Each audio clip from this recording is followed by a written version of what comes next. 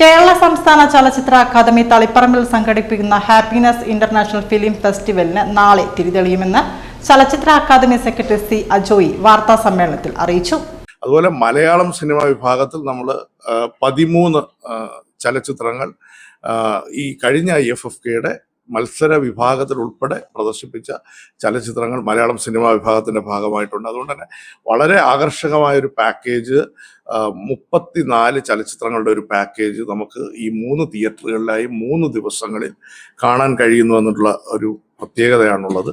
അതുപോലെ തന്നെ ഋതിക് ഘട്ടക് സെന്റിനറിയുടെ ഭാഗമായിട്ട് തിരുവനന്തപുരത്ത് ചലച്ചിത്രമേളയിൽ IFFK നമ്മൾ നടത്തിയിരുന്ന ചിത്ര പ്രദർശനമുണ്ട്.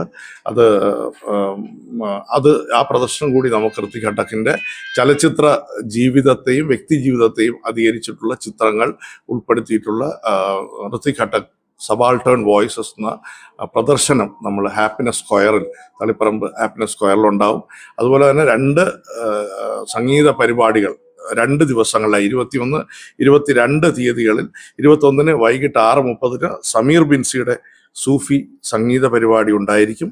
22 ഞായറാഴ്ച വൈകിട്ട് 2024 മികച്ച പിന്നണി ഗായികയ്ക്കുള്ള സംസ്ഥാന ചലച്ചിത്ര പുരസ്കാരം നേടിയ സെബ ടോമി നയിക്കുന്ന സംഗീത പരിപാടി നമ്മൾ ഹാപ്പിനെസ് സ്ക്വയറിൽ സംഘടിപ്പിക്കുന്നുണ്ട്.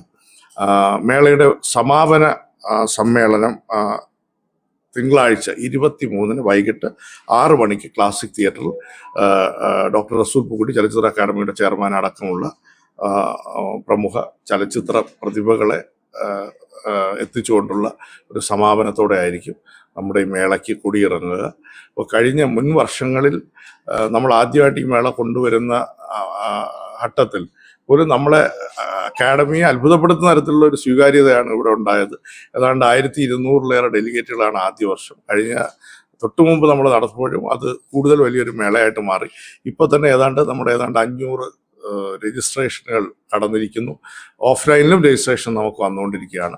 അപ്പോൾ ഈ നിലയിൽ 354 രൂപയാണ് പൊതുവിഭാഗത്തിൽ ഉള്ള ഡെലിഗേറ്റ് ഫീസ്, GST ഉൾപ്പെടെ. എന്നാൽ വിദ്യാർത്ഥികൾക്ക് 177 രൂപ മാത്രം ഫീസായിട്ട് അടച്ചുകൊണ്ട് ഈ മേളയുടെ ഭാഗമാകാൻ കഴിയും.